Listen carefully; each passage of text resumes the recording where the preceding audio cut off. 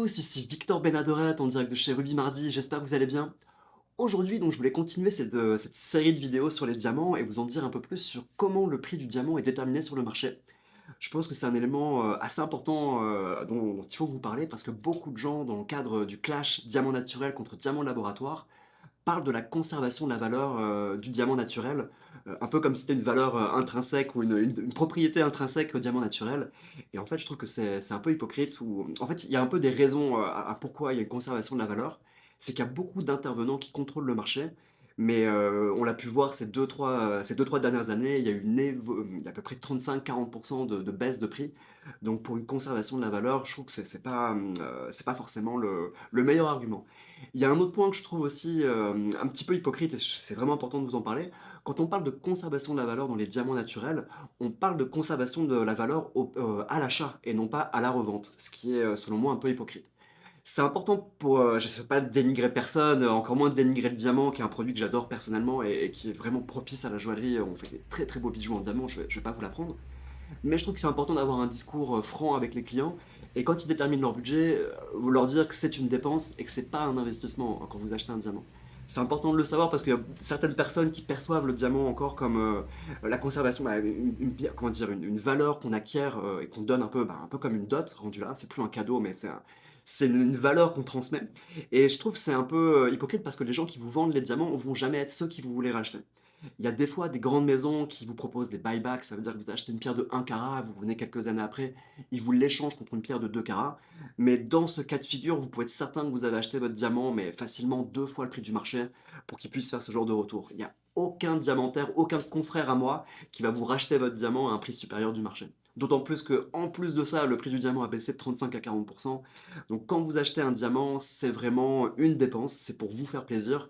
Et je trouve que c'est important de vous dire ça parce que ça vous permet de déterminer votre budget avec plus de transparence et voilà, d'une manière plus éclairée. Voilà, c'était le mot, le mot que je cherchais. Donc là, on parle de conservation de la valeur. Par rapport au diamant de laboratoire, il est évident que depuis une dizaine d'années, le prix s'est complètement écroulé. Il y a 10 ans, le diamant de laboratoire valait à peu près 10-15% moins cher qu'un diamant naturel. Aujourd'hui, on a un ratio mais hallucinant. Alors, par exemple, pour des très grosses pierres, enfin très grosses pierres, pour des pierres de 2 carats, un diamant laboratoire de très bonne qualité, moi je vais vous le vendre autour de 3 000 $, 3 000 $ canadiens, alors que la même pierre en naturel, donc vous ne serez pas capable de faire la différence, elle va tourner autour de 40 000 $. Genre, le ratio il est complètement fou, c'est plus de 10 fois donc, la valeur de naturel versus laboratoire. Donc quand on vous parle de conservation de la valeur, je trouve que c'est un peu hypocrite parce que si vous voulez revendre votre bijou, bah, vous n'avez pas tant d'endroits que ça pour le faire. Donc si vous voulez transformer votre cash. Pour vous donner quelques exemples de où vous pouvez vendre vos bijoux, alors si vous revenez me voir, moi, et comme la plupart des 95% des joailliers que je connais, ils vont simplement vous racheter le métal au prix du jour, tout en retirant toute la valeur qu'a pu avoir quand même la main-d'œuvre ou les frais de casting, etc. Donc c'est uniquement le métal brut qu'on va vous racheter avec une décote et par rapport aux frais de raffinage, évidemment une commission que la personne va vous prendre pour racheter votre or. Donc quand on va et en général, on va réutiliser les pierres pour une autre bague. Donc en gros, quand vous achetez un diamant, attendez-vous à le conserver pour, peut-être pour la vie, ou en tout cas pour un bout de temps. Si vous voulez revendre votre bijou, vous avez plusieurs endroits où vous pouvez faire et donc quand je dis ça, petite parenthèse, quand vous achetez vos bijoux et que vous venez me voir pour une création sur mesure, voilà et que vous choisissez une pierre, pensez que c'est une pierre que vous allez peut-être réutiliser, donc il vous faut une pierre qui est vraiment dure, qui a une bonne durabilité et dites-vous l'or, le métal, c'est la seule chose qu'on peut vraiment changer et échanger dans le futur. Donc si vous voulez vendre votre bijou, vous n'avez pas 30 vous n'avez pas 10 000 endroits pour le faire. Le premier endroit qui me vient à l'esprit, c'est par exemple les pawn shops, c'est les prêteurs sur gage. Donc eux, c'est pas forcément des spécialistes en bijouterie, ils vont faire un peu comme nous, ils vont surtout vous racheter le métal et les pierres, donc s'ils souhaitent conserver le bijou donc en état et non pas le démonter complètement pour le vendre en pièces séparées, ils vont vous racheter les pierres au plus bas de l'estimation qui va être possible et imaginable. Donc c'est comme si c'était vos pierres, elles étaient hyper incluses et hyper moche et il va vous le racheter au prix le plus bas du marché. À leur décharge, quand vous ne pouvez pas savoir dans quel état est une pierre véritablement avant de l'avoir dessertie. Ça, les vieux bijoux, si la pierre elle est complètement brisée ou si vous avez une inclusion qui est parfaitement horrible et qui est cachée par la griffe et que vous ne le voyez pas, bah, c'est sûr que ça biaise un peu l'estimation du bijou. Donc voilà, pour la décharge à tous les gens qui achètent des bijoux d'occasion, on ne peut pas vraiment connaître la nature de vos pierres si on ne les a pas desserties et analysées. Quand on les dessertit, ça arrive souvent qu'il y ait des mauvaises surprises. Si par exemple le bijou est ancien, bah, il est possible possible que le diamant ait pris un choc et qu'il y ait un petit bout de diamant qui soit parti. Et là, ça dévalue complètement la pierre. La pierre ne peut plus être ressortie sur un bijou, ou il faut qu'elle soit présentée comme des pierres recyclées. Ce qui est un monde dans lequel moi personnellement je touche pas parce que c'est des pierres de piètre qualité, souvent abîmées, qui ont déjà eu une vie. Je trouve que ça n'a pas trop de pertinence. Donc dans ce cas-là, autant acheter du laboratoire.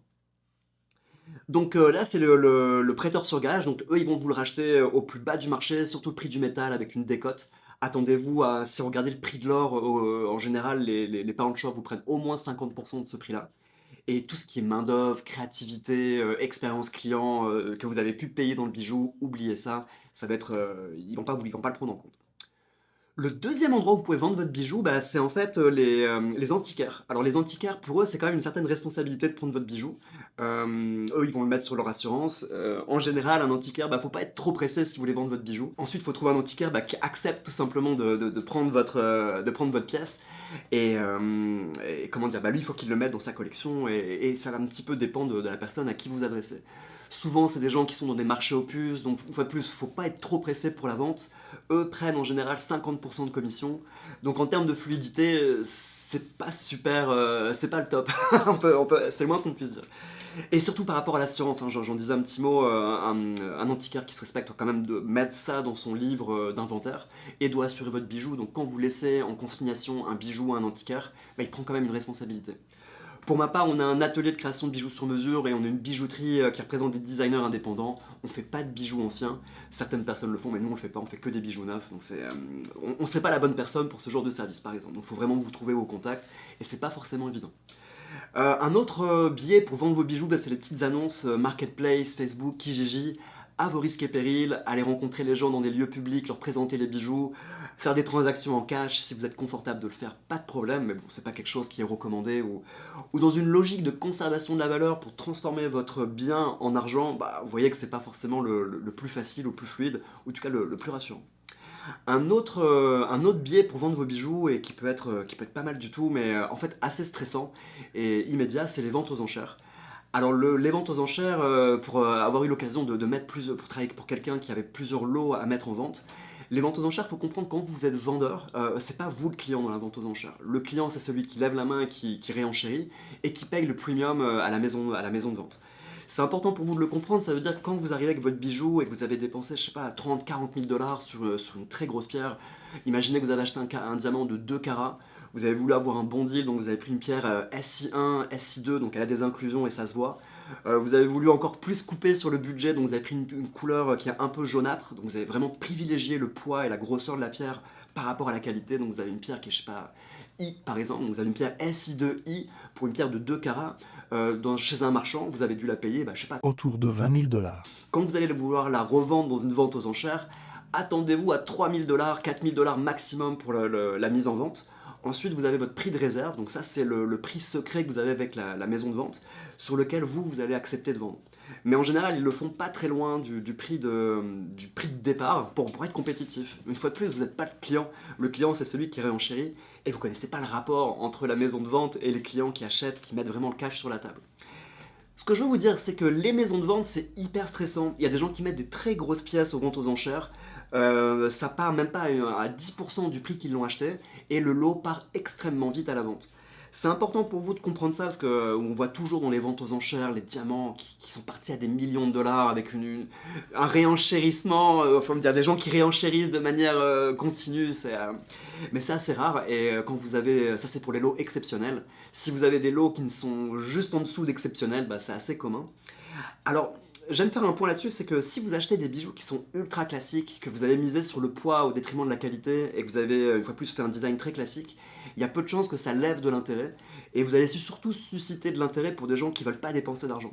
Donc en termes de retour sur investissement, vous allez affaire à des professionnels, en général c'est des gens qui connaissent bien, ceux qui achètent dans les ventes aux enchères, qui sont assez durs en affaires, donc pour en tirer un bon profit, c'est assez difficile. Nous, on fait des bijoux de créateurs qui ont vraiment une direction artistique qui est très forte, où il y a vraiment une valeur ajoutée dans le design, dans la recherche des pierres, et ça plaît énormément dans les ventes aux enchères. Parce que c'est en même temps, soit des gens dans les ventes aux enchères, c'est des gens qui veulent pas dépenser d'argent, soit c'est des collectionneurs de bijoux qui vont avec ce qu'ils aiment. Donc dans les ventes aux enchères, les bijoux de créateurs, ça peut avoir de l'impact un peu plus que les bijoux classiques juste dispendieux. Mais voilà, c'est deux philosophies et je pensais que c'était voilà, un point important à vous dire par rapport au service qu'on propose. Donc une fois de plus, la vente aux enchères, moi je trouve que c'était hyper stressant, ça allait extrêmement vite, les lots partaient à une allure vraiment hallucinante, et j'ai vraiment compris que c'est les clients, c'est pas celui qui met le lot en vente, mais celui qui l'achète, ce qui change un peu la perspective. Donc quand les gens ils vous parlent de conservation de la valeur, je trouve que c'est par rapport à la valeur d'achat et non pas la valeur de revente, ce qui est vraiment important que la clientèle privée comprenne ce point quand vous déterminez votre budget pour faire votre création sur mesure. Voilà une grande parenthèse sur qu'est-ce que la conservation de la valeur dans les bijoux. Vous voyez que c'est un peu, selon moi, un peu biaisé, que transformer son bijou en argent, bah, c'est pas si simple, et que vous ferez mieux de percevoir ça comme une dépense plutôt qu'un investissement. Alors, vous allez me dire, mais d'où vient cette légende de conservation de la valeur? Alors, elle sort pas de nulle part, hein, c'est pas juste un argument commercial. Il y a deux grands filtres du prix dans l'industrie du diamant qui vont déterminer le prix du marché. L'un, c'est la mine, l'autre, c'est au niveau donc, des grossistes par rapport pour déterminer le prix pour les clients particuliers. Alors l'un, c'est ce qu'on appelle les De Beers. Les De Beers. Vous avez plusieurs compagnies minières. Alors il y a beaucoup de petites compagnies, mais il y a, je vous dirais, 3 4 compagnies qui sont en haut de la pyramide du business. Vous avez la fameuse compagnie De Beers, qui est une compagnie sud-africaine, où il y a beaucoup d'investissements de l'État du Botswana, donc qui est juste au-dessus de l'Afrique du Sud, qui investit énormément de parts dans la compagnie De Beers. C'est vraiment les mastodons du diamant depuis des années. L'autre compagnie qui est un mastodon dans le monde du diamant, c'est Alarosa, c'est à peu près 30% de la production de diamants au monde. C'est une compagnie qui est russe. Il faut savoir que depuis peu, avec la guerre en Ukraine, il y a un embargo sur les diamants russes. Ce qui fait que ça oblige toute la chaîne des mines, de la mine à déclarer la provenance du diamant. Ça, je trouve que c'est une absurdité dans l'industrie du diamant. Il y a 3 ou 4 acteurs majeurs depuis, je sais pas, 50 ans au moins, même 80 ans, je vous dirais. Et ils n'ont jamais pensé à tracer d'où viennent les diamants de manière sérieuse. N'importe quelle pierre de couleur que vous achetez, la plupart des 95% du temps, les marchands sont capables de vous dire la provenance de la pierre. Je sais pas, les rubis, les saphirs, est-ce que ça vient du Mozambique, est-ce que ça vient de Madagascar, ou est-ce que ça vient, je sais pas, du Sri Lanka. Pour les diamants, c'est le mystère total. On ne sait jamais d'où vient la pierre. Même moi, en tant que professionnel, j'ai des clients qui me demandent, je suis incapable de leur répondre. La plupart des diamants viennent de Russie, beaucoup viennent d'Afrique du Sud. Il y a aussi beaucoup de diamants canadiens qui sont tout simplement pas étampillés Canada, parce que ça coûte moins cher de ne pas les mettre dans la data, donc c'est juste un service en plus. Depuis qu'il y a eu l'embargo sur les diamants russes, l'industrie a été obligée de signer la traçabilité des pierres, ce qui me paraissait être pour comment dire, un monopole de quelques compagnies, ça me paraissait évident qu'il fallait que ça soit fait avant. Donc dommage que ça soit un prétexte comme ça qui est poussé à la traçabilité des pierres. Dans les autres compagnies minières, vous avez Rio Tinto. Je vais juste terminer là, parce que c'est terminer avec la mine, parce que c'est pas si intéressant que ça. Enfin, moi je trouve que le minage c'est vachement intéressant, mais pas sur cette vidéo. Rio Tinto, c'est une mine qui exploite les diamants dans le Grand Nord canadien, ainsi que la légendaire mine Argyle en Australie, qui a produit beaucoup de diamants rouges. Donc Rio Tinto, ils ont la réputation d'être une mine de diamants assez extraordinaire, voilà, de diamants assez extraordinaires. Alors que De Beers et Alarosa vont faire beaucoup de diamants, donc du diamant industriel et du diamant de qualité gemme destiné aux bijouteries. Alors, comment fonctionnent les mines pour déterminer le diamant et pour distribuer aux tailleurs de pierre? Il y a ce qu'on appelle le système des slide holders. Slide holders, c'est vous êtes une compagnie qui a été sélectionnée sur le volet. C'est les grandes compagnies de taille de diamants qui vont déposer des dossiers aux compagnies minières. Par exemple, De Beers, c'est connu pour avoir à peu près entre 80 et 100 compagnies au monde qui peuvent leur acheter des pierres. Et c'est tout. Être un slide holder, ça vous engage aussi à faire 10 ventes, à participer à 10 ventes par an avec les mines, et vous êtes obligé d'acheter les lots. Vous ne pouvez pas négocier le prix des lots à l'avance, et ce que vous le recevez, et vous devez le payer. Et il y a un peu cette obligation de remplir contractuellement vos obligations d'achat. Donc évidemment pour les compagnies minières, ça leur permet de manipuler le business comme ils le veulent directement à la mine. Et ensuite justement les tailleurs de pierre vont vendre en fonction du prix d'achat qui a été fait à la mine. Donc en termes de transparence, c'est pas super, mais ça a permis d'avoir cet argument de conservation de la valeur, parce que justement le prix était conservé, était comment dire, contrôlé dès le départ de la production de produits bruts à produits taillés. Donc ça c'est un point qui est important, il y a les slide holders. Il faut savoir que 90% des diamants au monde sont taillés en Inde. Alors je pense à toutes les personnes qui, dans le triangle New York, Anvers, Tel Aviv, oublient de mettre la région du Surat, donc maintenant ça devient un carré, on s'entend. Mais les Indiens sont des mastodontes dans l'industrie du diamant, ce sont comment dire, un interlocuteur indispensable. Moi personnellement depuis 10 ans, je fais affaire quand je fais de l'import de diamants uniquement avec les Indiens. J'ai jamais acheté aucune pierre en Belgique, mais voilà, les Indiens ils sont hyper compétitifs, c'est le plus grand centre de diamants, de taille de diamants au monde. Et puis voilà, c'est une industrie qui est super grande. Donc les slide holders sont beaucoup de gens qui viennent d'Inde. Vous avez accès à la fiche des slide holders sur le site de De Beers. Vous avez quelques compagnies un peu obscures, plus petites justement, qui doivent recevoir des lots bien particuliers, mais ça c'est tout un monde. Donc ça, c'est les slide holders, c'est la manière dont les mines contrôlent le prix du diamant avec leurs clients qui sont les tailleurs de pierre, avant que le prix du diamant arrive sur le marché. Donc les tailleurs de pierre acquièrent leur lot, ils commencent à faire le facettage. Ensuite, ils vont le vendre à des grossistes ou alors directement aux particuliers. Je pense par exemple en Belgique, ils passent surtout avec des intermédiaires. Les Indiens, on peut travailler directement avec les manufactures. Je trouve que c'est super cool. C'est les premiers, pour faire une petite parenthèse sur le bon travail que fait l'Inde dans le monde des diamants. C'est les premiers qui ont inventé la photographie de 3D, enfin les vidéos 3D, pas vraiment 3D, mais les vidéos des diamants qui tournent d'une manière hyper neutre, qui permettent de les observer. Et cette compagnie a inventé tout simplement la nouvelle manière de voir les diamants et de voir les pierres précieuses, et ce qui est un pilier majeur du business depuis 10 ans. Aujourd'hui, tout le monde achète des diamants avec ces vidéos 3D, et c'est des compagnies indiennes qui l'ont inventé. Donc voilà, une petite parenthèse pour dire ô combien le monde du diamant est important venant d'Inde, et ça apporte tout le business, ça rehausse évidemment tout le business pour tout le monde. Donc là, je vous ai parlé des slide holders de la mine, maintenant je vais vous parler du prix de détail.